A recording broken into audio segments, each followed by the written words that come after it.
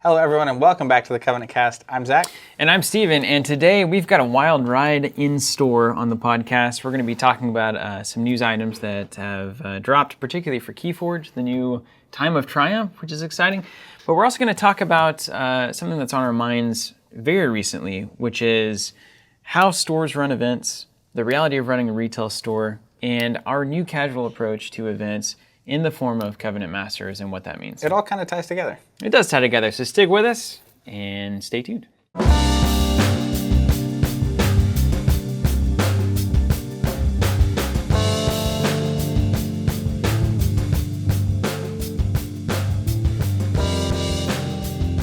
We're here, let's dive in. So this week, Zach and I are fired up, I think it's fair to say. It's a new year. It's a new year. There's a lot of new concepts going on. We've got, we just had the Covenant recap, team dinner party, holiday thing.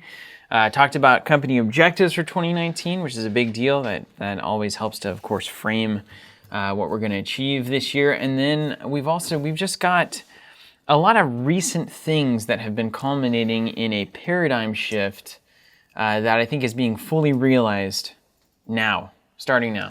Well, I think it's the culmination. We've been doing this podcast at, I think, a really interesting time. If you've been following along since episode 1, I think you will have slowly appreciated kind of an evolution in that perspective. Yeah. And there's some local and regional players that I see when I go to these tournaments and stuff, and they'll always they interact as though we've been talking about those things, which is cool. But you know, they already are like talking to me about things we haven't really talked about yet, right? Oh, it's like good. Like they're kind of getting where we're going with all this, which is cool. But yeah, I mean, I think it's a culmination, 2019 really for us, which is part of what we're talking about in this episode. Last week we were like, hey, we're going to talk about what we're doing this year. Yeah. It really is a culmination of a lot of just kind of like underlying beliefs being either solidified or changed, coming together to finally produce a result and something where it's the kind of thing where like you really have to vet it before you move on it. And you got to be willing to bet on it, and that is where the vetting comes in, because it's just scary. Anytime you're breaking from what is tradition or even what has traditionally worked or traditional expectations, obviously that can go sideways. Sure. So you got to be careful. We've You see this all the time. Robert mentions he used to, when he was much younger, work at Ruby Tuesday, I think it was. Mm-hmm. Yeah. Where they kind of had like a big rebrand, and instead of like being really something that a lot of people wanted, it was neither what the current people coming wanted nor what anybody on the outside wanted. That happens. So you have to be careful. It's called being out of touch. But before we do that, I look at it sometimes. You just pull it out a little bit towards the people. Meantime, let's talk about the news real quick. Let's just cover it out, because I like leading with a little bit of news up front for those of you listening who might not get a chance to read all of the articles and follow along with all the Facebook groups and all this kind of stuff. So we'll help you guys out.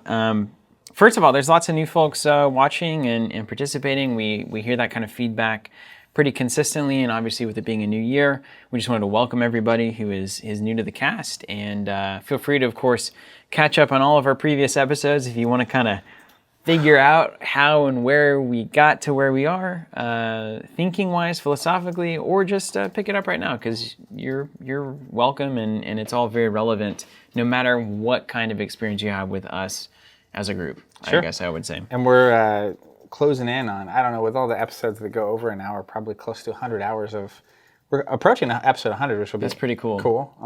We'll see if we do anything fancy. I guess it's more than cool. It's meaningful. Yeah. Let's say. Yeah. Let's kick it off. Keyforge organized play announcement. I think this is a big deal, and it kind of wraps into our discussion of organized play that we're going to get into here a little later.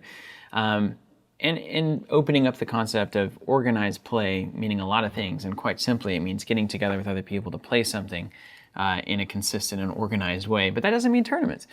Keyforge kind of taken the lead on this a little bit. It seems like of any of the games, it's pretty well positioned to naturally fall into a more laid-back approach. Sure. Because you don't have the obsessive ability to tweak and optimize and test your ideas in a metagame full of other people who have done the same.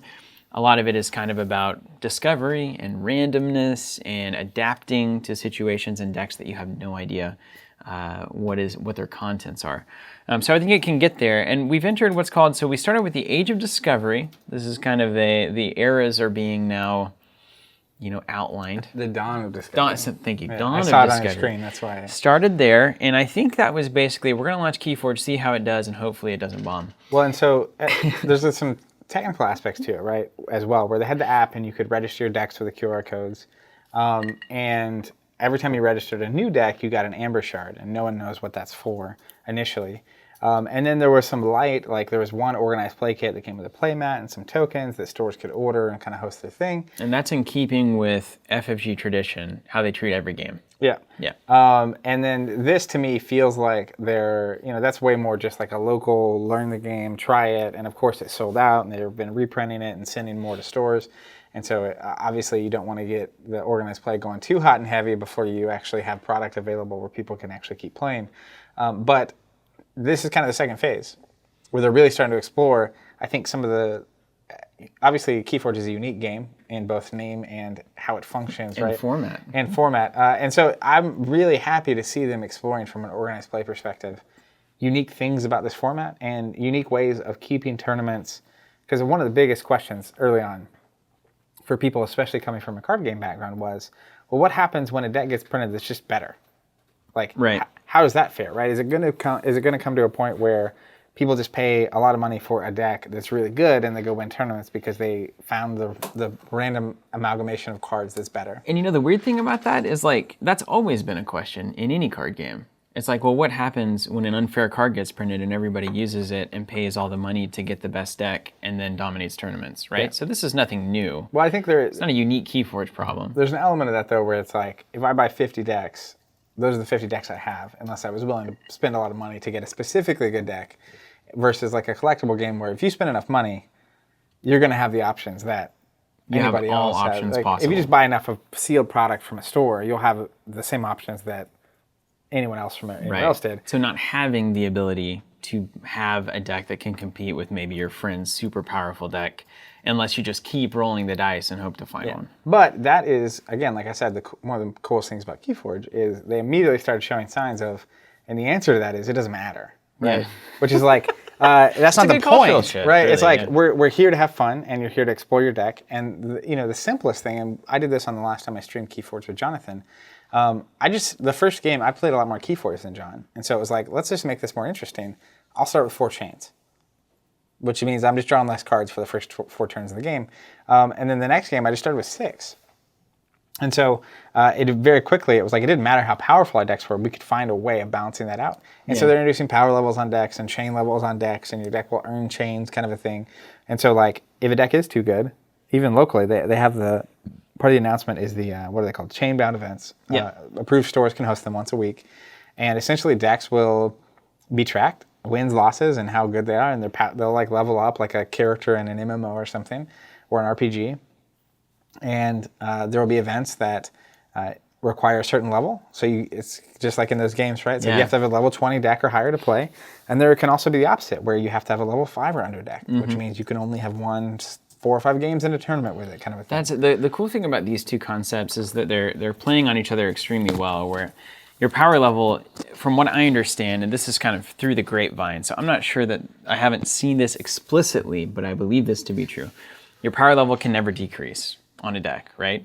So like, you win, you get up to level 20, level 30, whatever it is. If you start losing, that deck stays at level 30, so eventually, if you had a perfect pool that was playing over and over and over again, all decks would basically rise to their max level and then would probably never go any higher. Sure. And so if you had a controlled environment where there were no new decks entering the field, you could technically kind of striate that out to where, okay, this is the highest power level deck in this environment, and this is the lowest power level deck. Obviously, we won't have enough games and time to do that, presumably before the next set drops. But enough people playing enough games for their decks will start to at least give you a picture of where your deck lands. Yeah. And obviously, like, if there is a player that is just better at playing the game, they might be able to take a deck higher. That's what's most interesting to me. If you said, man, this deck's level 15, I've been to 3 or 4 different events and I can't cross that threshold. And it's like, well, let me give it a shot. And then I go play in 2 events and get it to level 30. Yep. And it's like, wow. Well, and that's one of the cooler parts of the game, right? Is that like you can also trade decks. And it's like the power level doesn't go away because I trade the deck. Like level 50 deck is a level 50 deck, period. which is pretty cool. And they have the chain thing where I was reading about, like, essentially you might start an event with chains because your deck is good, or maybe as a player that you've been marked for, winning too much. And it's like you have 4 chains, and then like if you lose, that actually might go down.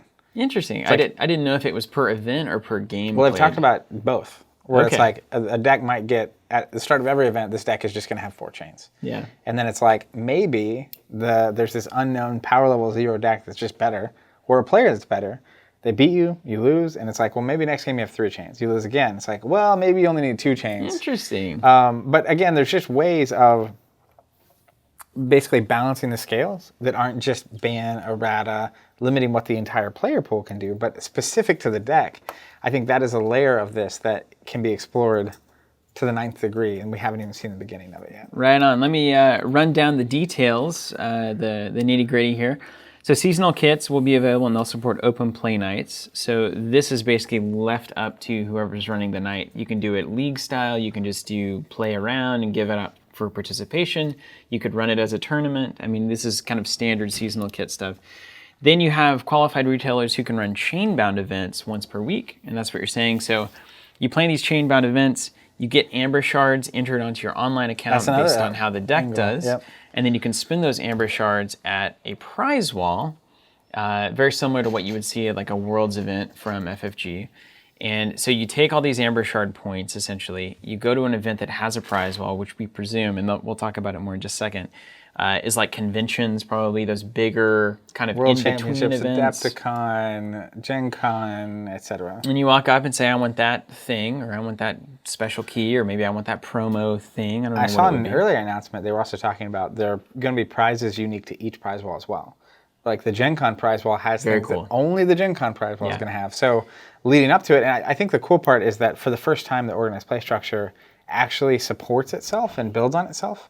Where like a lot of times with store championships and regionals and national championships and worlds, they're kind of connected. It's like the buys. That's about it, Like right? if you win a regional, you get a national championship buy. If you win a nationals, you get a world championship buy. It's like that's connected enough. But like this means that the more you play locally, you're powering up your decks, you're gaining amber shards, and then when you go to Gen Con, it's relevant. It's rewarding all of that down at the local level, which I think is obviously super fundamental to the health of the community in general. After that, you've got seasonal premium kits, which are kind of the bigger level kits, and it says they're going to be themed around a specific house, and generally you run special standalone events with those. So those are kind of your one-shot kits, it looks like. And then you've got the Prime Championship and Grand Championship, so this is just regionals and nationals. Nothing particularly new there. And then something interesting I thought, starting in March, the Vault Tour starts. And so that's all sorts of different stops around the world, and that's primarily, I think, where the prize wall is going to live. And so, like, we've seen... Well, the vault. Yeah, right? Oh, that makes sense. So we've seen various kind of FFG experimentation, attempts at this, all the way from, like, Plugged In Tour, where they were doing various events, like special things where you're voting on cards, to kind of just the fact that you have the open series for X-Wing at different the Galactic conventions. Qualifiers for Destiny, same kind of vibe. And I think that tour is that's a cool idea, right? It's like you kind of have this like moving...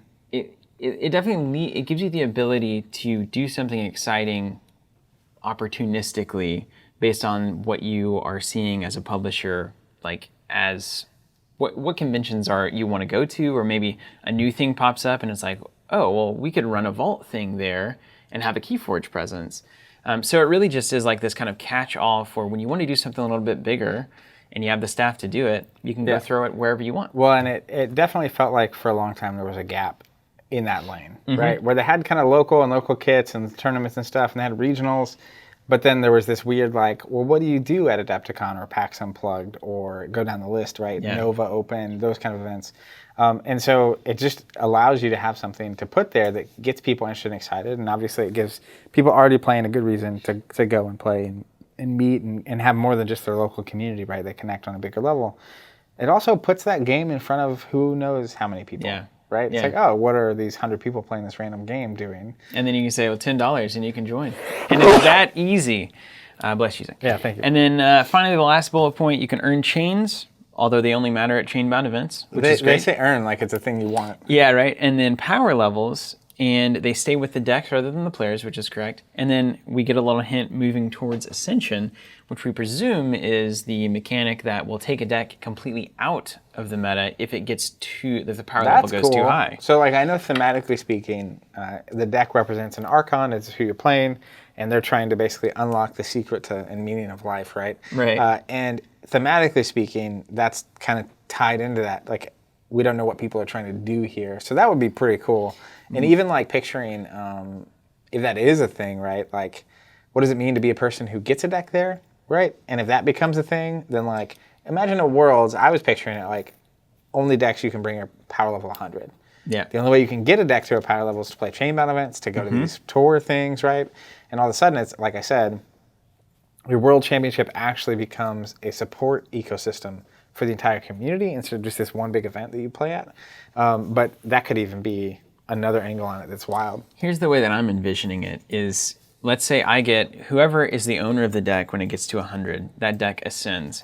And what that means is that at one of these prize walls, you can turn the deck in, that's at power level 100, in exchange for something super special. Something wild. Like, I don't know what it is, but like, and then maybe they announce it to the crowd at the time. It's like, oh my gosh, name the Archon. Here they are, right? So-and-so is here, has ascended. Let's all give a round of applause. You know, that's power really cool. level 100, that kind of thing. Another angle on that I was just thinking about is, imagine if there was a point in time where, for organized play purposes, every deck from Call of the Archons, right? Let's say it's 2 years from now. It's like any deck that is not ascended by that point goes away. Ascends or descends. It's like everything, because it's basically like you have a 2 year period of time to prove that a deck is on a certain level, right? Cool. And then you can obviously play with the decks whenever you want. Like, that's not a big deal. But like in terms of like a world championship, where it's like, or like you can't play them at chainbound events anymore. Yeah, it's like they like have just kind of like gone off into non-existence, because dissipated. Which is, and the cool part is, for most people, none of that matters. Yeah. And I think that's great. Yeah, like, that is great. Like, put it into perspective. So Zach Reed, he is having another friend of ours, or a mutual friend of ours, Blake, over to our house tonight. They're just playing Keyforge. They don't care about this, right? Maybe eventually. And I think that is one of the, there's a lot of things reinforcing our kind of philosophical shifts, but I think that is a great example of people who, instead of just playing Xbox or watching a movie or whatever, could be enjoying a game together, which I think is an amazing thing, right? But are just kept out because of all the complexities of all the other games that we love and have played forever, right?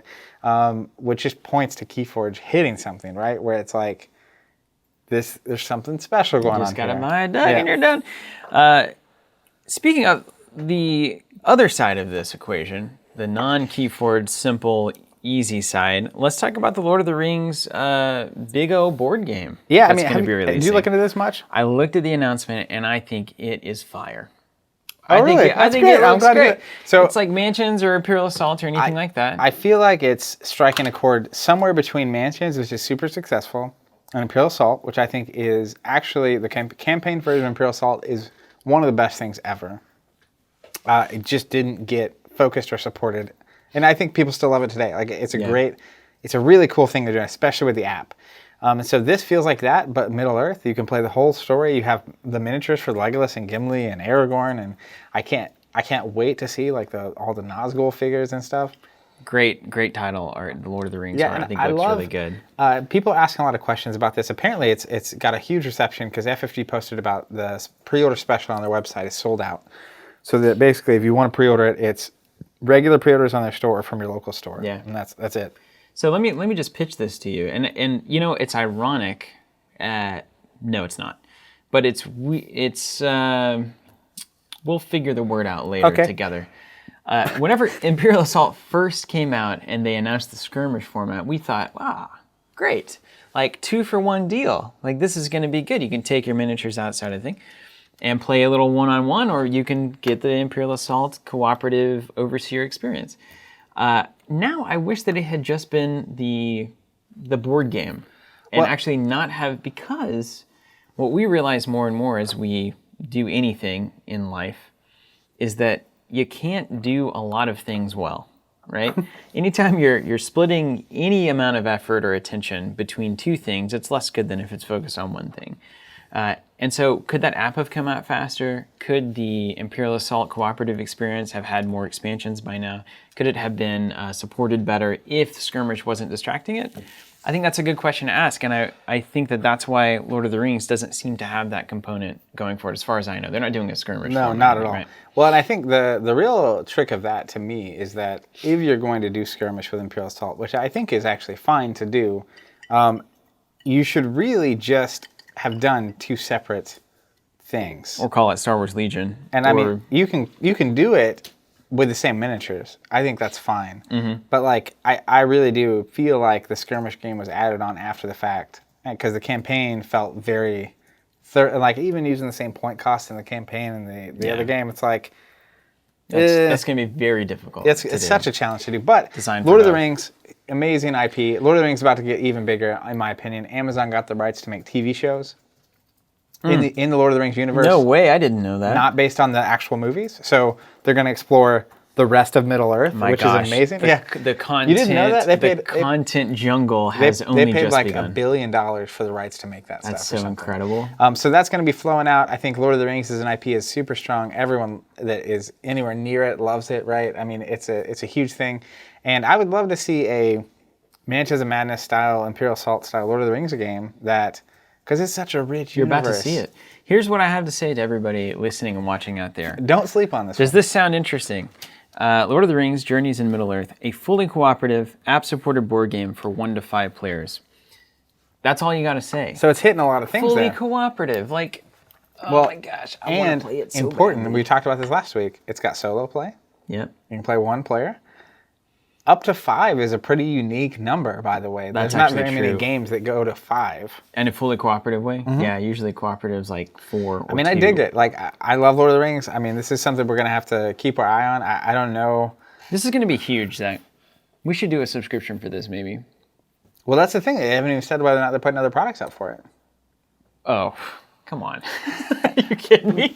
I bet they are. I'm going to put money on that one. Yeah, I mean, we're going to kind of work this one out live here. But the thing about it is, if right now I could sign up, and if this is the case, if you feel this way, I would love for you to comment on the podcast to convince us to do it on YouTube. Which is, if you would sign up right now to just guarantee you got everything for this game, one thing, because like even the core set, right? It's like, I don't want to pay $100 for this. It's coming out sometime in 2087, based on historical things. Anyways, I'd be curious if who would sign up for that. Like if you get a subscription, you would get the special core set. You would get the core set, and then you would get everything past that. Just everything that's coming out. Yeah. You're gonna get it. You got 1 here. I'd do that. I would do that. Yeah. I would sign up right now.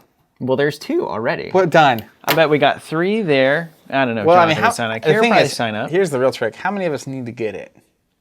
I don't know. Every one of us? I don't know. That's how games work, right? I don't think so. I want my own collection. I want my own. I'll paint them. Finally, local Destiny updates.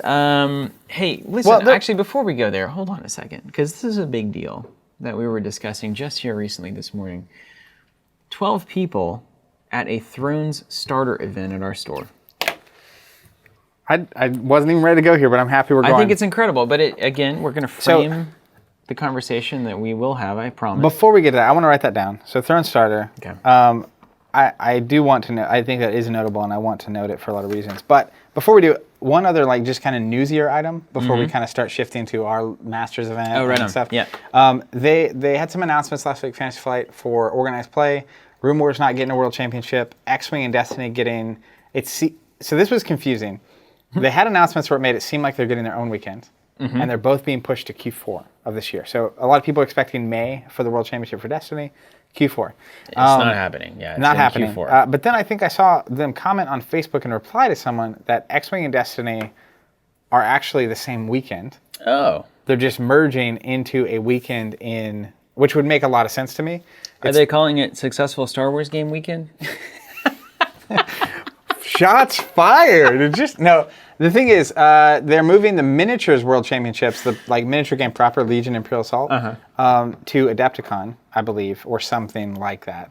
And then the reality is that their game center could not continue serving all of those games at the same time. Yeah, that's fair. And X-Wing and Destiny are, I think, I don't know about Legion, but far and away, Legion's a unique bird altogether. It's a different. I mean, those paint and play games. Well, it's just the 6x4 tables. They're Like not you can't. big old tournament games. Anyways, X-Wing and Destiny are the two seemingly most popular tournament versions of these games. Quick rounds, easy rules, Smaller space, right? So like they can just do more. So hopefully that means instead of letting 200 or 300 people play Destiny like they have been, we're 600, 700, 800, and more people that want to go can go to that. But the thing that's kind of more notable for me is they were talking about, and I don't know about all the inner workings behind the scenes and what's really going on, but 2019 kind of functioning, because they also announced for Keyforge, no World Championship this year, but they're going to have a celebration event in Q4. That's going to be a big event. That's really good to know. But they are going to have a World Championship for Keyforge in 2020, whatever that means. But the thing that we're kind of talking about is 2019 kind of being a transition year, where they're reconsidering and rethinking from the ground up what they're doing organized play-wise. They said that expressly. That's what they were saying in the article. Oh, yeah. okay. It's 2019 is kind of a transition year. They're wanting to do really big things in 2020, and so they're moving the championships back to Q4 so that they can basically make sure it's great and then launch into 2020 with like a plum is a word. Yeah, plum. I've recently been saying from the thing. So that was pretty cool. I mean, I like a lot of people like the May timeline for the Destiny World Championship. I love it being in Q4 personally, because we have a lot of business travel, a lot of events we go to in like March and April, going to Celebration in April, and it's just like, it's another thing right packed in there, and you have Gen Con in August, but like Q4 for me on the travel front is like dead. So I'm very much looking forward to it. We'll see what happens. I like that Adepticon's really taking over the miniatures scene, it seems like. I wonder how much of that is like Kank, being like, I want runs it. Oh yeah, sorry. I want all the miniatures tournaments. Well, part of it too, I know what they're doing is, and this is something Adepticon does incredibly well. We've been going for the past couple of years. We'll be there this year as well. They are amazing at community organization around terrain. So one of the things with Legion that's the struggle is that you have 6x4 boards. Yeah. And if you're going to have 200 people playing, that's 100 boards you've got to build, which is crazy. Yeah. So I think for Legion, it's actually the top 8 go to the World Championship, and that's the top 8. Yeah. Like that, the World Championship at FFG is going to be 8 people doing some crazy cool stuff on some insane terrain, but like it's 4 tables instead of 200. That's always been the average retailer struggle with miniatures game events. When you compare it, like why is it that games like Magic and these like fast card games continue to get all the tournament support? It's like, well, you can move 72 people through in like 4 hours with nothing but a table. Yeah. Whereas with like you move get like that 12 many Legion players through, and like it crazy. takes all day. Armada, and like, it's that kind crazy. of thing. Yeah. But yeah, I mean, I thought it was cool to see. It seems like they also the vibe I get is that like they are slowly learning to communicate better and more, but they're doing it like still like 6 to 12 weeks behind when people really need the information.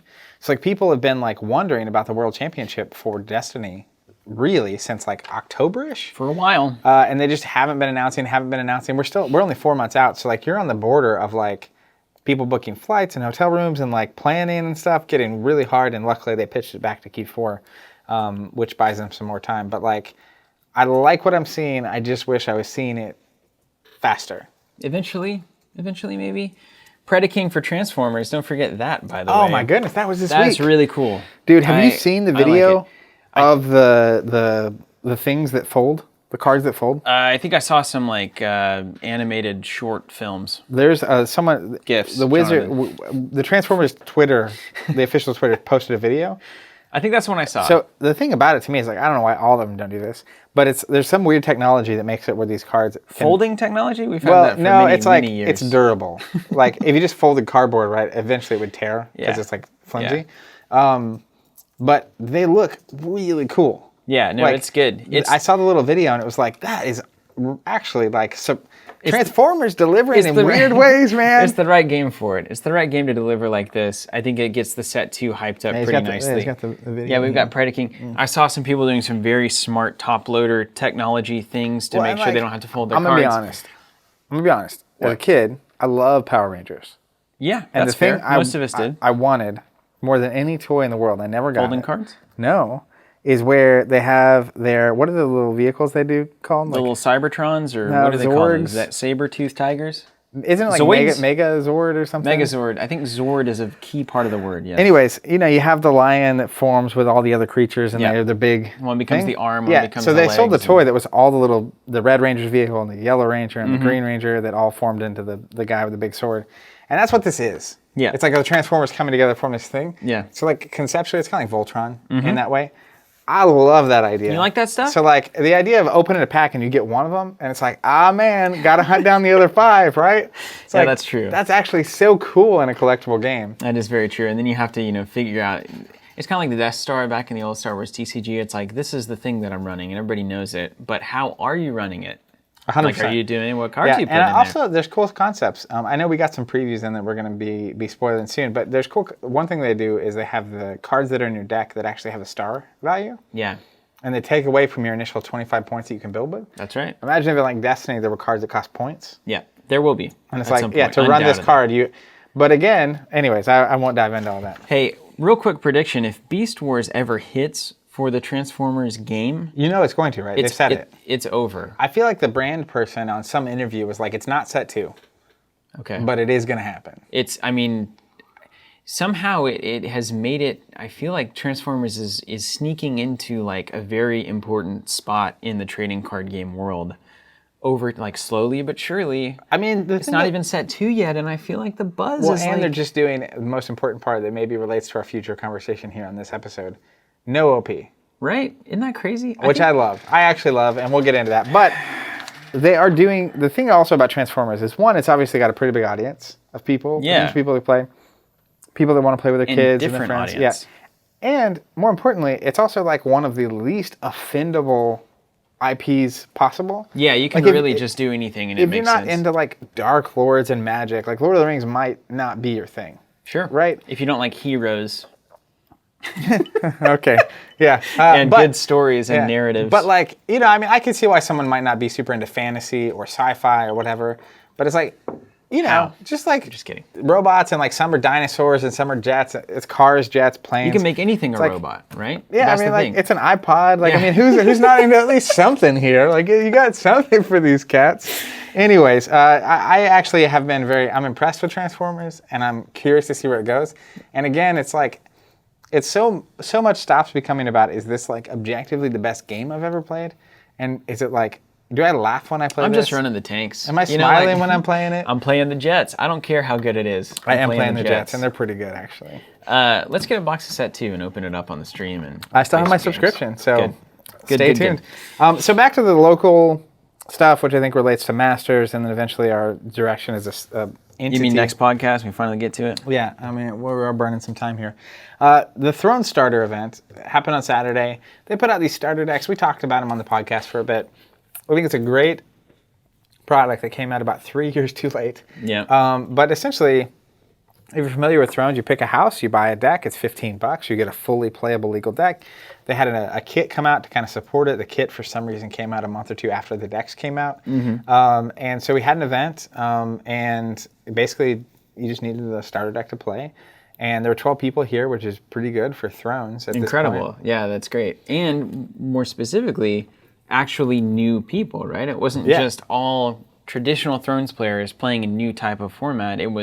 This actually has effectively gotten more people who would not otherwise have played Thrones into the door. Yeah, and I think my favorite part about it is just the tone or the vibe of the event, which is like, I picked Targaryen. I love Targaryen. I play against Chrissy in the first round. She's never played, right? Mm-hmm. I think she actually had played some old decks back in the day, and like, she loves the books. So we're talking about the book. She also has a Targaryen deck, and I was asking who her favorite character in the book was. We were talking about that kind of stuff. And then as we're playing along, it's like I play Daenerys, and she's just like gleefully excited to see a Daenerys like interplay. Right. And she has the it's a couple little bit hatchling dragons out, and like we just have a good time playing a game, and it's like it's just such a different tone Right.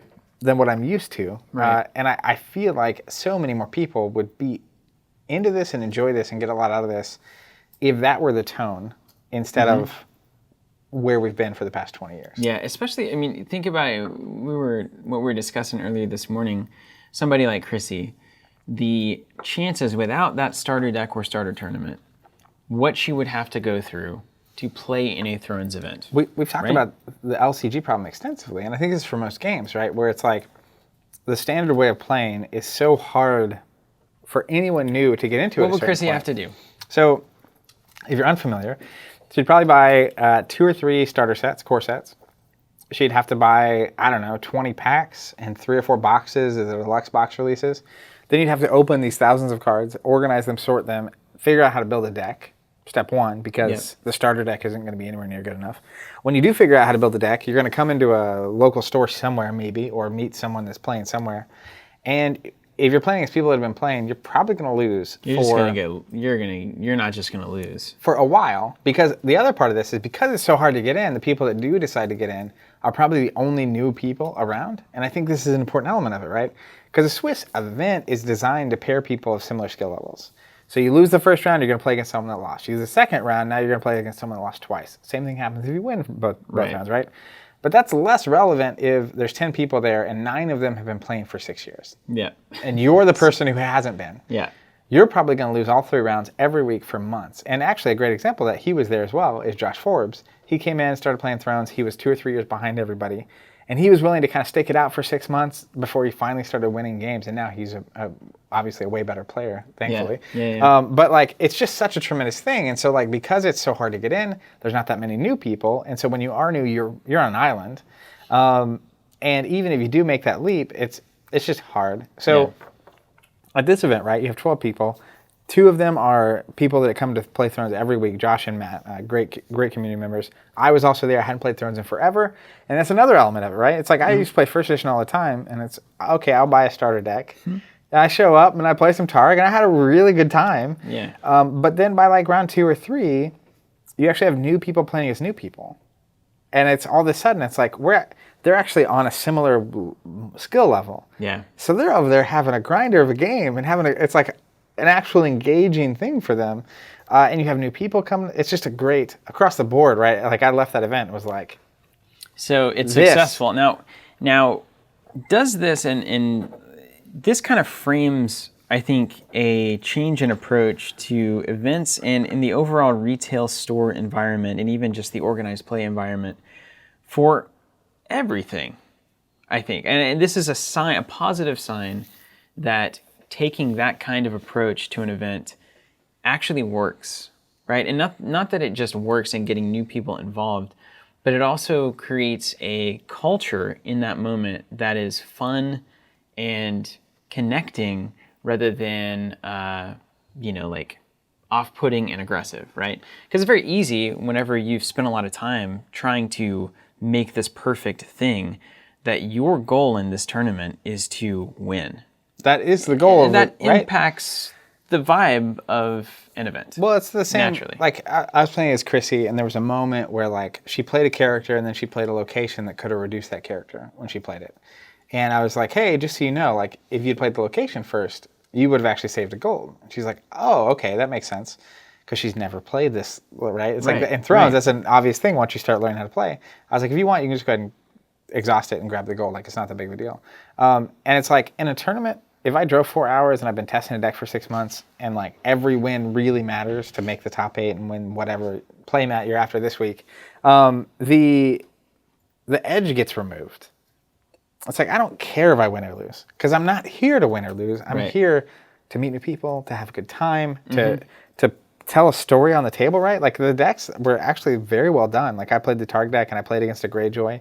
And it's like, it's very much that phase where Dany has the hatchlings and she's kind of trying to like recruit her army and then like go out and conquer stuff, right? Yeah. And it felt like that's what I was doing every game, right? Yeah.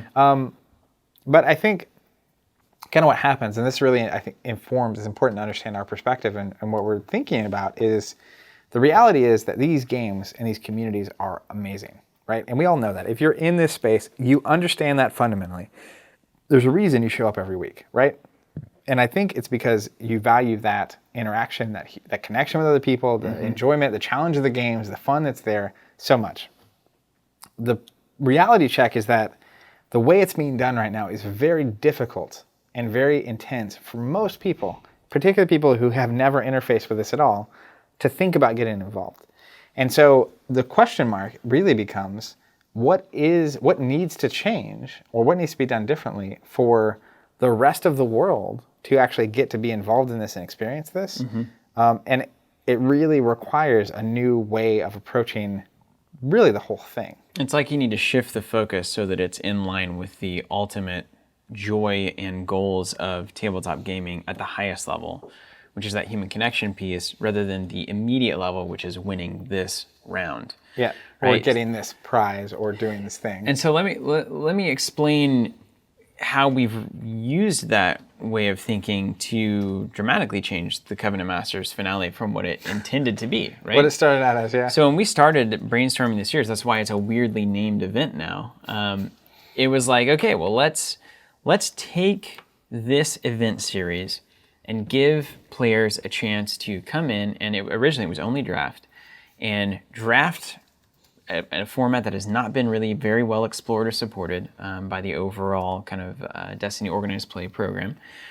Let's have this draft format. People come in maybe once a month, compete to win a spot at this grand championship where we will find like the best possible Destiny player, at least at draft, and like have this big kind of like very prestigious event series, right? And it's important to note, one of the reasons draft was selected is that it is a more approachable format. If you know how to play the game, you don't need to own anything else. You can show up. You don't have to spend a bunch of time building decks or preparing or testing or tweaking. You show up, you play draft, and it in some way was trying to lower the bar. But in another way, it was kind of doing what everything else is doing anyway, which is like we're still ultimately trying to just find the best player, right, and not get as many people involved in this awesome community as possible. Right. I think that's really the pivot. That was like the the difference. Switch. Yeah. So that switch starts to manifest after a couple of events, and then we're like, well, let's at least open this up to players who might enjoy other formats. So let's do some trilogy, let's do some standard, and really just all throughout kind of observing those events and seeing, what people were interested in doing while they were there, and then seeing how the local Destiny events were going, and then kind of thinking really hard through the problems of what is organized play ultimately about, and why is this feeling wrong as we're moving forward, right? And why does this feel kind of like we're excluding people who aren't trying to compete? Like having conversations with folks that say, well, I would go, but I don't think I would win, and so what's the point, kind of thing. And it's like, you know what? In this framing of it, there isn't a lot of point to it, because we've made the entire purpose of the event this, whereas in the reality, what we're trying to create is this. So why are we misaligning those objectives? And that leads to a Covenant Masters finale that has a lot of changes, right? So like Friday night is a Trilogies event that through every round, after each round, you can change the deck. You can change any cards in your deck. It's just Swiss pairings, but there's no grand prize for a winner. Everybody gets all of the prizes, participation based. There's random giveaways throughout. So you're getting, rewards, if you will, or prizes, even though they're not really prizes anymore because you're not earning them per se. You just getting cool and exclusive and exciting things is not at all linked to your performance in the event. And what that does is that certainly shifts the mentality of the event. Yeah. And then on Saturday, we've got two different drafts are running. Yeah. I think it's 2. 3 rounds each. You can drop at any time. You can draft, change. you play 3 games. We go to lunch. You draft, we play 3 games. Before that, we're doing breakfast. After that, we're doing dinner. Doing a group breakfast, doing a group dinner.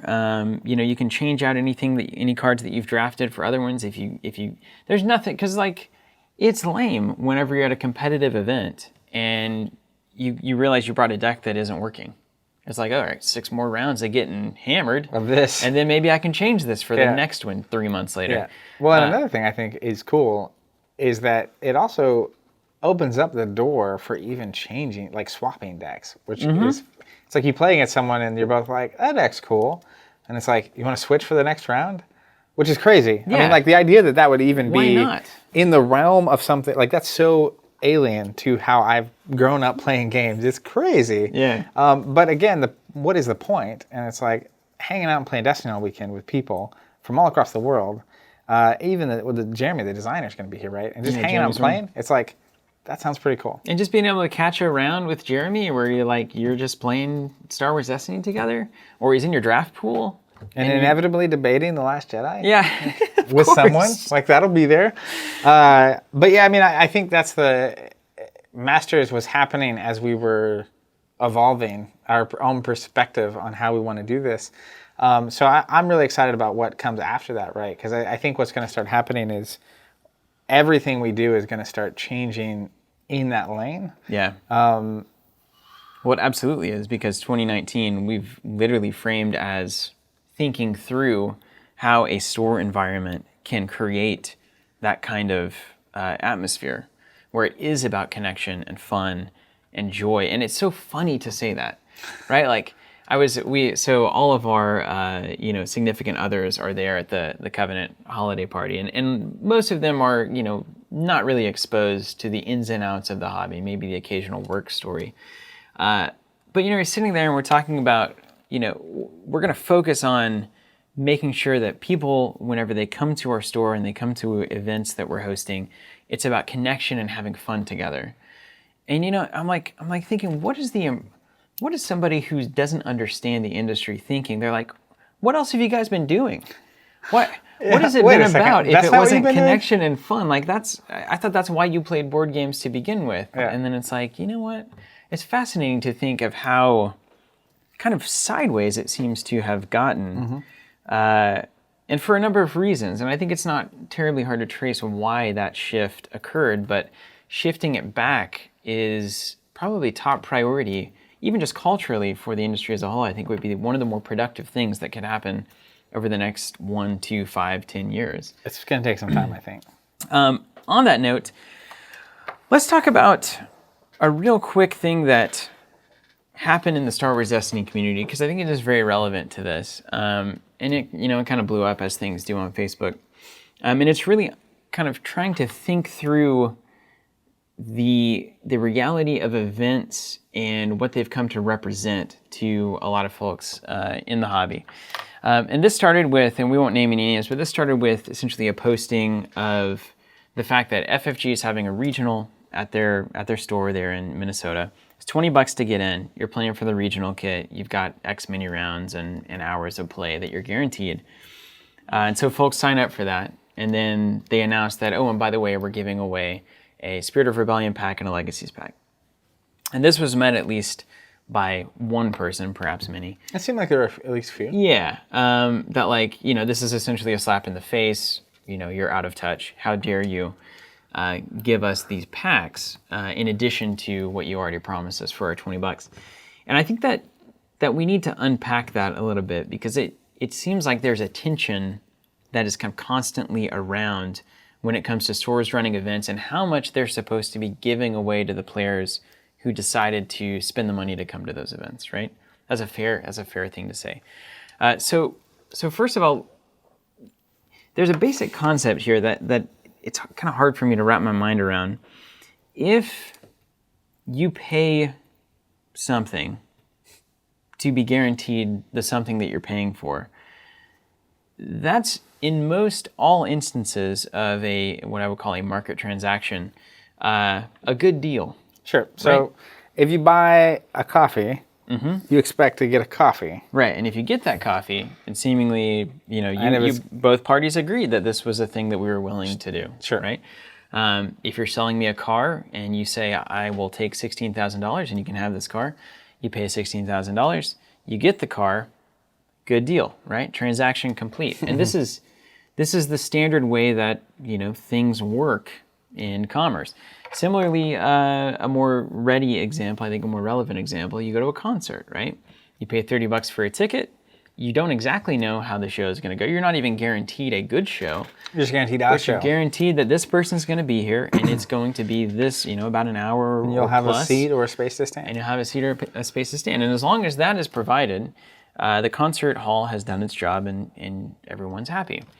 But when we get to, for whatever reason, when we get to tabletop game tournaments and events, it seems like that is not good enough for some piece of the audience. That it's like, here's the details. It's going to be $20. $20 is going to get you a shot at these prizes, and here's how they're going to be distributed. It's going to get you an organized event, so you will be paired, with other people based on Swiss pairings. And there will be judges there to determine rule disputes, and you are welcome to stay here for 6 to 8 hours, whatever, during the event. And so you say, okay, that sounds like a good deal, and you pay your $20 and you agree to it. And then at the end of that, or while you're there, sometimes it's like, well, I should be getting extra packs or extra prizes because there's a lot of people that showed up and the store is maybe making more money than they expected to make, so they should kick that back to the players who attended. And this is a common thing. I always see the regional at such and such was great because they gave away 6 boxes of such and such. Whatever, yeah. Why is it that it's this particular niche culture that expects to get extra beyond what was agreed to at the point of transaction? So I think to unpack this a little bit, right, there's a bit of historical precedence that's happening. You're right. There very much that's setting expectations. Because I know, as an example, we talk about this a lot, but the industry really changed when Magic the Gathering came out. And Magic the Gathering was this big, explosive, economically bomb that just totally reshaped the industry. And there's a lot of stuff that grew up around that, from Friday Night Magic even to the concept of tournaments and entry fees and prizes and stuff. And obviously tournaments didn't originate with games or card games specifically. But I think a lot of times with collectible games, particularly Pokemon, Yu-Gi-Oh, Magic, etc., prizes were a lot of times just product, right? I remember we went to the Tulsa back when we were teenagers. Qualifier, I don't remember what they were called back then. For the store was TCG. Yeah. And it was like, we got top 8, and then that meant we got this many packs. And I don't even think, thinking back, right, I don't really remember getting an alt art or there being play mats that you were winning. It was just product. It was basically top 8, get an invite to Worlds. And product. The rest is product. And so it kind of became synonymous with you play for product, right? And you play for cash prizes and you play for these other things. And then you kind of advance through time, right? And it's there's 2 elements. One, there's that precedent that was kind of set. And then you have a game like Destiny, which is functionally just different, right? It is not trying to be the big money, cash product. That's not how the tournament structure is set up. We have alt arts, and we have playmats, and we have tokens. That's what they're doing. You have the World Championship, and that's about it. But the thing about it is it would be fine if a store was saying, how do we make our regional more appealing than the other regionals? And it's kind of like a Kickstarter vibe where it's if we have more than 30 players show up, we're also going to do this. Well, that's not unusual historically. I think even when we were at the Movie Barn in Chelsea, I remember one of your pitches to us would be, hey, if we can get 8 people here, we can all get an extra pack for the winner. Or I remember the winner gets 3 funny? extra packs, Isn't that right? funny? So there is a precedent for, as attendance goes up, prize distribution gets more impressive. Sure. And so I think you have an element of that. And regional people hosting regionals are free to do as they wish. And so if they want to throw a bunch of product or something and make it more interesting for people to come, totally cool. I'm not against that. I think they are welcome to do that. But at the same time, it's this weird vibe of you paid for something and you're getting it.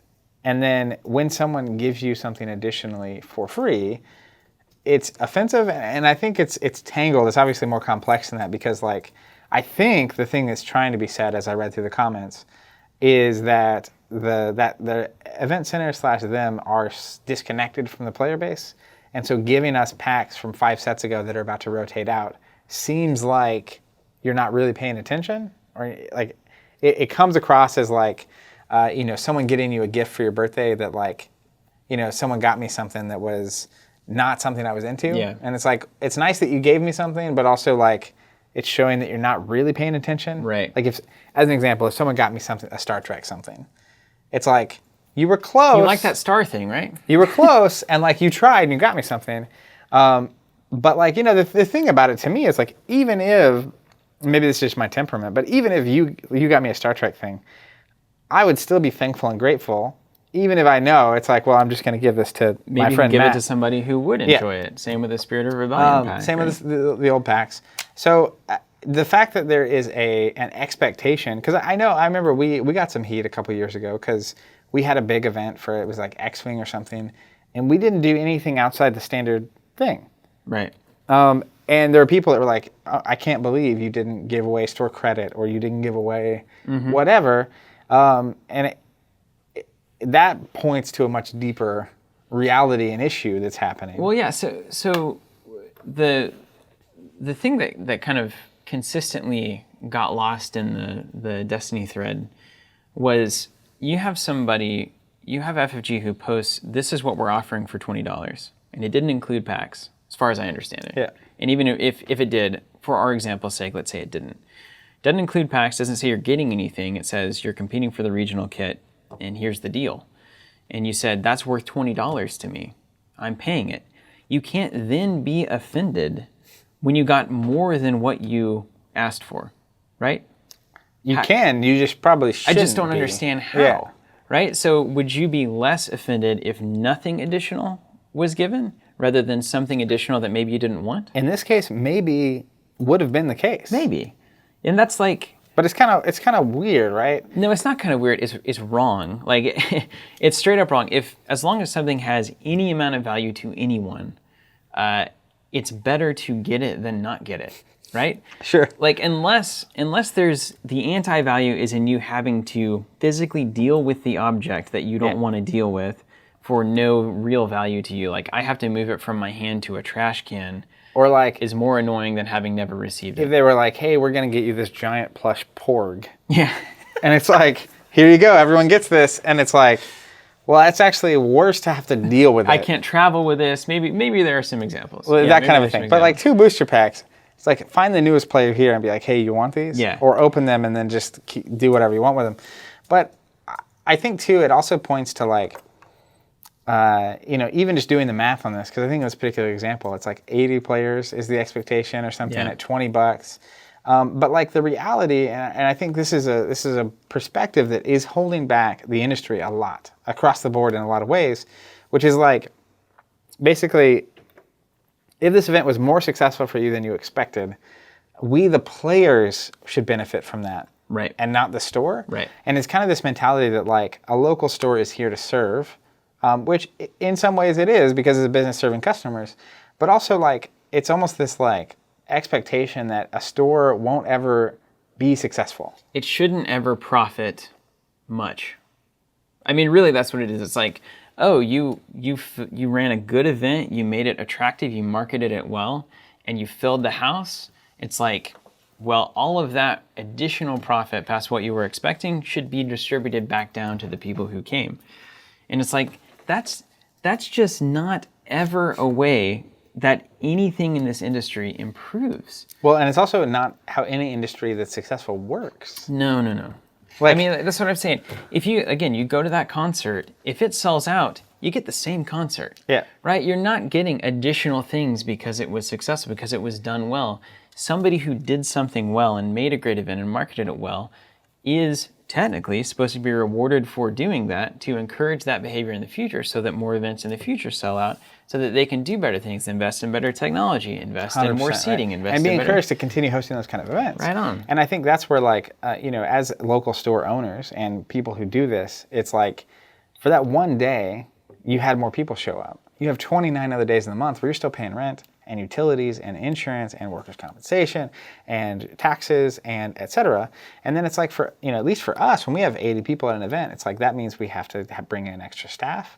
And if we have staff, it's not just we're not getting volunteers from the community, which a lot of stores have to do to make these events even feasible, right? I went to the one in Dallas, and I think they had at least one volunteer. And you have to have volunteers for the staff. You have to have staff that obviously is working 40 hours a week the rest of the time. That's the crazy thing that a lot of folks don't understand is like, if twice a month you need 3 staff members at a thing, you have to have 3 staff members at least part-time the entire month. Or you have to consistently, because we have had periods where we're dealing with seasonal workers, and it's like you have to consistently hire and recruit and spend time to find people for 2 days a month, right? Or people that love this thing enough to just volunteer their time to do it. And so like it's a real challenge, and there's a ton of costs associated with that. So like, and for every regional that we've hosted that's done that, we've had regionals that barely break even for us, right? Yeah. And like the reality is that without the regional, we would have had the store open, and there would have been space, and there would have been something going on that wasn't this thing.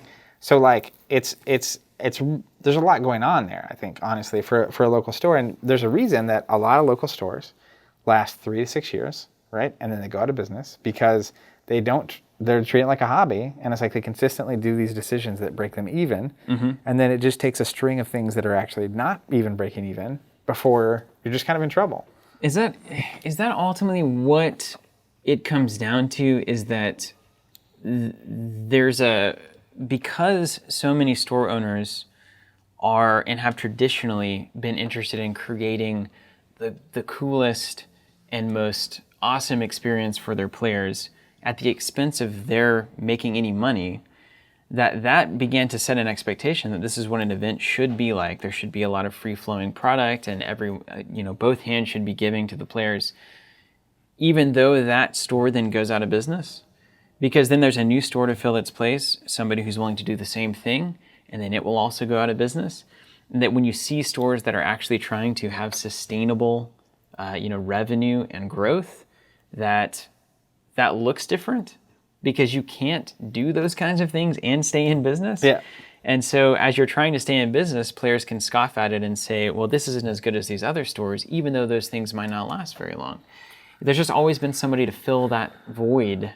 And so I think maybe a lot of the expectation comes from that, is like just not having realistic understandings and expectations, because the stores that have traditionally been running tournaments, many of them have not actually been profitable.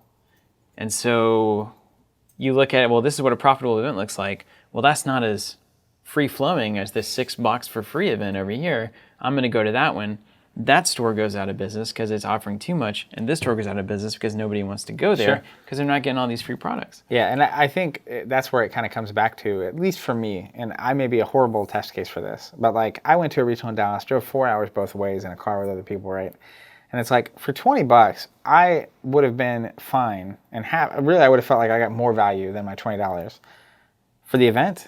It had 2 TOs. It was a well-run event. The thing ran on time. There were 64 players. I got to play a couple of people I haven't seen in months. I got to play 6 other people I had never seen before and meet new people.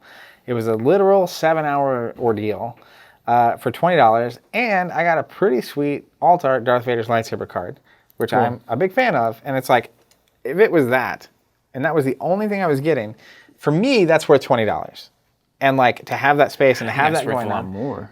I agree. And I think that's a problem across everything in the industry, because this is the same problem that we see with retailers who, like, you have all these online retailers charging MAP, minimum advertised price, or back before there was MAP, like pennies on the dollar, like your $50 product making $1 off of. And it's like people wanting their local store to sell it at that price. And then if I do shop here, I want to get rewards, and I want to get bonuses, and I want to get extra discounts. And it's like, and eventually all those stores are just going out of business. Right. Because they can't sell products. They also apparently can't make any money on successful events. That's kind of my thing. You can't make money on product sales. You can't make money on events because we expect all these kickbacks. Where are you supposed to make money? Well, and I think that's the question mark is again, it's a thing we've always talked about, which is there's this vibe of like buy from your local store so you can keep having a local store. And so I think the trick and the Rubicon, as it were, for all local stores everywhere to figure out is, what is it that we are doing that the customer actually values enough to pay for? Yeah. And if that is literally just space or products or services or what is it, right? And if we as players, not even as a store or everything we have that's happening with Covenant, as players are unwilling to pay for the things we value, they will go away. Right. Like that is the natural conclusion. It's like if you aren't willing to pay for concerts for your favorite artist, they will stop doing concerts. Start performing. That's correct. If you're unwilling to buy the album of the artist, right? If you're just streaming it, and I have Apple Music, I pay $10 a month, and I get all the music I want for free, right? But it's like I still buy albums from my favorite artists. Yeah. Because if I'm unwilling to do that, at some point it's not going to be worth it for them to make more music, and I want them to keep making music. Right. So isn't this strange that it's not strange? Isn't this alarming in some ways that so much of the shift has been towards the ye olde board game cafe? Are we just finding out that the only thing people are willing to value is food and drinks? Like that is the realization that I stare into and say there's got to be a better way. Like I'm unwilling to make that the business. Sure. Right? Yeah, There's a piece of that. Like, I agree. Okay, we can serve some beer. Like that's an environment and atmosphere thing like, more than it is anything else. If that's the only thing you value, then like restaurants. It's just a restaurant. That's fine. With board games. Yeah. Like, that's cool. But is there a new paradigm past that? That's where like the thing that makes me think there's a tying thread, right? This isn't just applying to the stores. This applies to the games as well, right? The number of people who are willing to pay just a cheaper price, which I get, right? It's the same product no matter where you're buying it from. Right. And so like what ends up happening though, and I feel like the whole industry has this attitude of, because everyone involved in this industry, right? Especially, we're kind of the industry getting bigger now. But like for the past 20 years, you had to love this. And everyone I've talked to, from a designer to the artist to the everybody, it's like, well, I could have gone and worked at a bank and made more money, but I love tabletop gaming. And so this is what I wanted to do. And I took a pay cut. Yeah. And that stems all the way through, right? Where it's like, we're unwilling, like that Lord of the Rings board game we were talking about earlier. It's like, it's $100. That's not cheap. It also might provide you 500 hours of entertainment, which is, when you start comparing it to movies and books, and it blows my mind. But like, that is probably too cheap. Like, honestly, if that were $200 MSRP, that means that the store has more resources to do whatever the store that sells it's doing. It means the publisher is going to get more money, which means they, again, even all these events we're talking about, it's like, how much are people paying staff, if not volunteers? Yeah. Like the number of tournaments I've gone to that are 100 people being run by volunteers is boggling. Yeah. And so there is and it could be that tabletop gaming is just a hobby. Like as an industry, it's a hobby. Yeah. And the only way for this to work is people who can make this like a lifestyle business. It's a businessy thing, right? Where it's like, I am retiring, or I'm like done with working, and like I paid off my house and I own my stuff, and I don't really need to make money from this. I just want to do this because I love it. Yeah. But I have an inkling that tabletop gaming as a form of entertainment is just superior. Like, I just think it beats all the other stuff for me, for everything it's bringing to the table. And so like, my hope is that it can grow up to the point where it's a real industry. It's a real thing, instead of something that we're all continually sacrificing for because we love it. Now, I hate to throw That's why we're here. Stick in the spokes, as it were, of that, what I would consider a very motivational speech from the, it's very nice. Is it true that movie theaters make almost no money on ticket sales and make all their money on snacks? As far as I'm aware, yeah. So are we doomed? Because like, that's the exact same problem. Is like, you're not paying for the experience you value, which is watching a movie in a nice theater with good seats and a giant screen and good audio. You're paying for a bucket of popcorn. That's the only way they've found to monetize that effectively. Now, obviously, there's studios and stuff involved in that. But like, that to me is a little bit scary. That like, that big of an industry, Sure, that is this popular, appealing thing, has seemingly run into a similar problem and not been able to solve it. I think one of the things that makes it so different, and we talk about this a lot too, is with a movie, at some point, the screen at my house, the audio at my house, the comfort level of my couch can really just, and that's the problem a lot of theaters had, which is like they had these like dinky chairs that are old and not that comfortable, and now they're upgrading to like leather recliners. Yeah. Because they're trying to keep up with your living room. Yeah. But the thing about movies, right, is that like I can watch that at home by myself with no one else there and get a similar experience to actually going out and see it. Now, the screens are still better at the theater. Sure. I like the vibe of going to a theater and going out to see it, It's right? a special thing. Yeah. But at the same time, it's like that is different than playing games, right? And so there is this thing, which is like there is actually a value in having a space built and like made for and hosted to do this kind of a thing. Yeah. And also to like serendipitously meet other people that do that same thing. It's a more than one person necessary style hobby, which makes it different. And I can't have 16 people playing Destiny in my house. And not only that, but you also can't like just walk in and sit down and go. Yeah. Like at a movie theater, I walk in, the new Spider-Man movie comes on, anybody in the world can just sit there and watch that. But like with this, right, it's like you walk in, you want to play Destiny.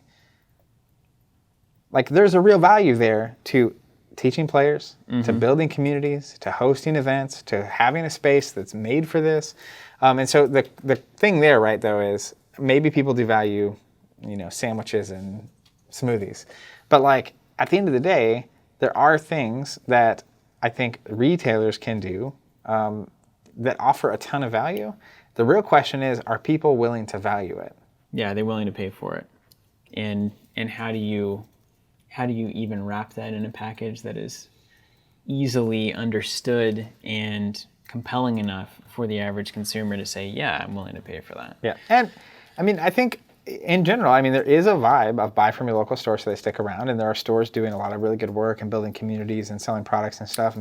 But even so, don't you get the sense that that's not going to last? Of course. It's the reality of I'm buying from my local store so they can keep doing the other things, not so I can keep buying from them. Right. Because I can buy from us, I can buy from anywhere else online, I can buy from whatever. And it's like, you're not buying from your local store because you want to keep being able to buy from your local store. Right, that's true. You're Access to product is not really a problem. You don't need the local store to get this thing off of Amazon, right? Sure. So it might be nice and it might be a better experience, but it's not a need. It used to fill that need. It used to be a real need. The only place that you could find this stuff. Now that it's available everywhere, it's kind of like you're again, it's a misalignment. Yeah. Of like the extra money I'm spending on product may as well just be a $10, onboard new players for me to play with fee, right? Sure. Or a membership or a entry fee or whatever. But I think the separation there too, which is where we come full circle, is if you value what the store is doing and they're doing things you value, to me, they should be able to charge for whatever that is you're valuing. But secondarily, it's like that's where the paradigm shift, where it used to, the need was you buy the product. So like getting players to come to your store to the events meant you were also going to keep selling the product. Yeah. Now it doesn't necessarily mean that. So that's where when you expect to get things out of an event, or a lot of things out of an event, where like they charge $20, but you're getting $30 of stuff from the event, that's not sustainable because obviously, well, what are they doing? Like what is that? What's the net result of that? If that also meant that you start, participating in their community and you value what they're doing and you're starting to pay whatever for that value you're getting, that would work. Then it's like the events are functioning as a way of getting people in, but especially with regionals, it's like our regional this weekend is going to have people from 15 different states or 10 different states. And it's like, they don't care about us building a local community. That is of no value to them. Buying Destiny packs is minimal. From us, almost never. Yeah. So the one transaction you're getting is the entry fee. The entry fee and maybe a beer. Yeah. Right? And that's where that because I think that death spiral is maybe a kind of an unknown when you're not connecting the dots. That is, I'm going to make my events really enticing so that people are here to buy products. But I'm going to make my products really cheap and take care of my customers so that they come to my events. And nowhere in that cycle are you making any amount of money that is sustainable. Well, and it might be sustainable if there were 10 times as many people. Yeah. Like you have to have one or the other, right? Assuming volume didn't equate higher costs to manage and staff. Totally. Right? But like if you were having every day of the week was that full 80-person event that you were charging and making like $2 on because you were giving so many prizes out, it's fine if that's every day of the week. Yeah. But I guarantee you there is no retail tabletop gaming store in the country or in the world that has that. I mean, if it is, a comment. I want to see it. Yeah. That has that 7 days a week. Like it's just not happening. So like there's kind of a, obviously you're there, you can do the math. I used to do this as a kid a lot, which maybe explains why I ended up going into business. But like the reality of you just look and it's like, man, there's like 40 people in here eating lunch right now. It's like they're each paying $15. Here's the math. The food can only cost this much and the rent's only this. And it's like you do all the math, but then it's like, well, yeah, except for what about the 8 hours earlier when no one was here? Yeah. What about 1 p.m., 2 p.m., 3 p.m., and you 4 still had p.m.? staff. What about Monday when you were closed? And you're still paying rent and utilities? And what about insurance? And what about, and you start going down the line. It's like, what about the marketing that got those 40 people there in the first place? Et cetera. What about inventory that went bad? And it's everything in between. And all of a sudden it's like, oh, okay, I get it. Yeah. I understand why a sandwich is $10, right? Or whatever. Yeah. But yeah, I mean, I think it's a super nuanced thing. And it's a perspective that is certainly holding the evolution back, because again, the less resources that the retailers have and the publishers have, the less they can invest in innovating and pushing things forward and expanding and growing and getting more people involved in this. And so it's kind of just you're spiraling one way or the other, right? And you're kind of trapping yourself in with this mentality or not. It feels like there's a way forward somewhere. I hope we can find it. That's certainly what we're, That's for the those goal, of you right? listening and watching, this is the constant tenor of the discussions around here. We want to solve this problem very, very, very seriously. And this is kind of where we are on it right now, right? So It's really exciting. I guess that's it, Zach. We've been going for a while. Do you want to hit questions, or do you want to? Let's hit some questions. Let's just run them down. Okay. Let's make this. This is the 2019. Let's kick it off with some big discussions. I think we did. Energy. That was pretty. I mean, I feel like we were swinging. There's a lot of big concepts coming together there. I will also say, if you're unfamiliar with the cast, you can use the hashtag AskCovenant, Twitter, Facebook, Instagram, even YouTube in the comments. We check that hashtag regularly. We get questions from everyone listening and watching, and we love answering them and are just humbled that we keep getting questions. So please, if you have questions for us, you have thoughts on any of this, use the hashtag AskCovenant. We would love to talk about it and answer it right here on the show. First up, Landon Dastrup, common questioner on the show. This is strictly a Destiny question. Great. Should the holocron be reset after rotation? Right now, Snoke and a couple of the characters have their point cost adjusted, but the first 3 sets rotating out. Should the holocron balance be reset as well? We'll be in a completely different meta, and these characters' new point costs might be more reflective of the old meta. We'd love to hear your thoughts. Thank you, as always, for such a great podcast. Thank you for the kind words. Thanks, Landon. So the thing about this is that the holocrons naturally do rotate in a way, because there's a trilogy holocron, a standard holocron, and an infinite holocron, and all those formats are about to change. So trilogy is going to go down to just convergence whenever that set comes out. Standard is going to be just the last convergence in this current legacy cycle. So I think it naturally will change, and I won't be surprised when the new set comes out if they just update everything. I still think Snoke deserves to be at +1 point. I also think Yoda deserves to be at +1 point. But I have a sneaking suspicion that rotation is going to be kind of a hallmark moment in the game. Every time it happens, it should be this big shift. And the holocrons should update. And the holocrons should update, as you might expect. All right, question number 2. Doug at Cardboard Debt. Ask Covenant, is there anybody in-house that can beat Zach on a regular basis in the competitive realm? I love listening to Steven's explanations, Theorycraft. Well, thanks, Doug. On decks, but Zach seems to be the best player. Just curious. Love all the content. Keep up the good work. Zach, what do you think? I lose all the time. I feel like I've lost to everybody in the office at least once, if not a lot. Consistently. Can anybody consistently beat you? Well, I would love to know what our lifetime win-loss record is, but I bet it's plus or minus 10%. In the middle. And I will also say that I feel like, whereas a lot of times, I think he nails it, right? A lot of times I am leaning more competitive than a lot of people, even you, right? You're trying to take a tier 1.5, tier 2 and win with it. Always. And I certainly, I will play tier 1 decks, but I will hardly ever play the deck that everybody's talking about. Yeah. And I definitely won't just copy it. But at the same time, like, I'm not afraid. Like, the first Destiny Worlds is an example. I ran Han Rey. I think it was objectively the best deck. Like, her action cheating and etc. is just insanity. Whereas you run Qui-Gon Rey, which I think is a really good deck. Yeah. But like, if we played 100 games, I'm going to win more times than not. And it doesn't really have anything to do with my skill. I actually think on just a base level that, like, especially when we play Steel and Draft, it comes out, you beat me more than not, which is why Keyforge is dangerous for me. That's right. Because I think just from a fundamental level, like, I'm more specialized in, like, metas and, like, peculiarities. But, like, you won the Store Championship with Gungans, like, out of nowhere. You have a different... So, for context, Zach and I have been playing against each other since we were kids, 12, 13 years old. I would say we're probably about 50-50 down the line, especially if we're both having tier 1 decks, which I used to be more into. I think it's almost down the line 50-50, and that's why we continue to play together, because, like, nobody's just getting wrecked. Yeah. But we play in very different ways. Like, the weirdest thing about playing against Zach is that he excels at winning in weird, off-the-wall, odd ways.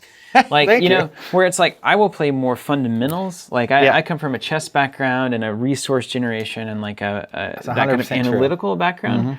You come from, like, they'll never expect a fake punt background, seemingly. Fumblerooski. So sometimes that Fumblerooski comes down, and I'm like, well, I didn't account for this. Even Jeremy was caught by that when you played that weird card. Anticipate. And he's like, oh, and it shook him, right? Yeah. And so you're really good at finding your way out of situations that you should be losing a game. And so I think it's a really cool dynamic when we do play in that kind of more competitive way.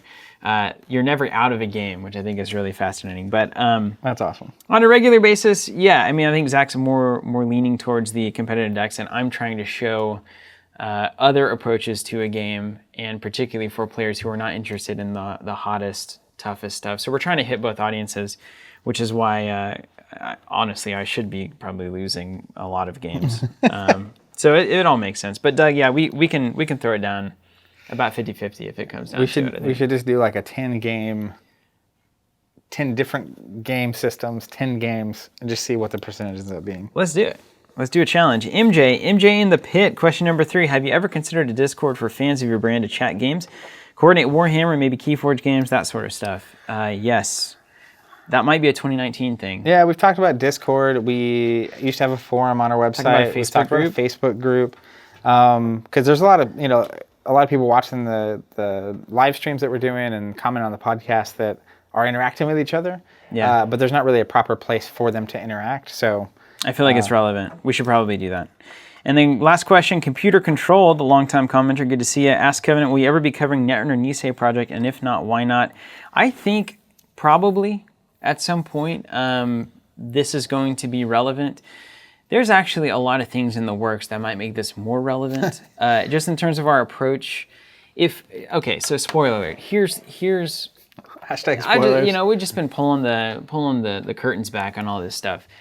If we can find a way to monetize, especially on a local level, being there, having a space available, having resources available that isn't tied to product sales, then you could have a Netrunner event and it'd be as relevant as a Destiny event. Yep. Right? So a game being currently published or old and no one, one for me example is like Star Wars CCG. I would love to be able to support that game. And I would love to be able to find people to play that with locally. And I know there are people that do play locally. Yeah. But like, again, it would come back to like, as a business, the problem we're trying to solve is how do you actually do tabletop gaming sustainably? Because we think that if that's achievable, the industry could get to places it's never even thought about being. And it doesn't even matter if the game's published. Then, right? Yeah. Because as I said, it's not about product sales. So if there's no product to sell, it doesn't matter. So if we can round the horn on that one, then yeah, that makes that much easier. But obviously, like right now, if we were to do like a number of gameplay videos for Netrunner, for instance, it's not like we can pitch a subscription. We don't have any actively monetizing, like monetary opportunities for all of the money we're investing in that. So like that becomes a difficult value proposition. Yeah. For us, because there's employees and there's things to take care of, and we want to grow and we want to do more things in the future. So the best way to do that right now is to sell products. Yeah. And if we can get away from that locally at least, then certainly that could be a bigger focus, is games that aren't being published. The reality, right, is like our whole intent is to build community, right, and connect people and get people involved. So if it doesn't matter what the game is that's being played, if there is a way to actually make that sustainable, regardless of whether there's product or not to sell, the games that will allow us to continue building and getting as many people involved as we can in this, we will do things for. And so that's where, like, even right now, we have the learning series for Netrunner still available. It's still a blog on our site, still videos. But it's the second half of that we are attempting to understand and kind of open the door on that. But I think we have a good amount of work to go. All right, well, let's close this thing out. So we're going to ask, and we will, I think we should ask this question next cast, because we do have Jeremy's word coming in, and we would like to know what questions you want to ask Jeremy, but I think we should save that for the next cast, because it'll be closer to the moment. Well, you can, if you would like, post questions that you would like us to ask Jeremy. He's going to be here for Covenant Masters, February 1st and 2nd. He's a designer of Destiny, 5-time world champion or something. So if you have any questions for him, feel free to leave them. We'll also ask that again next week. Well, what's the question you want to ask? Well, I don't even want to ask a question. This is why I'm throwing some real curveballs here. I just want to crack open this discussion about events and organized play and the casual approach to this and monetizing from a local store's perspective. I just want thoughts and comments on that, right? That everybody around the world is in a different space and things are working probably a little bit differently, and you probably notice things that have worked or things that haven't worked or things that have always been confusing to you.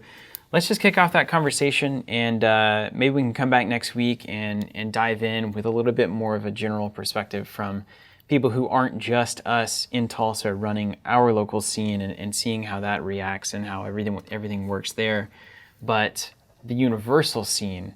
And maybe there's some things that we're missing and haven't fully accounted for. Undoubtedly there are. I think you're right. Thank you guys so much for watching. Until next time, keep playing.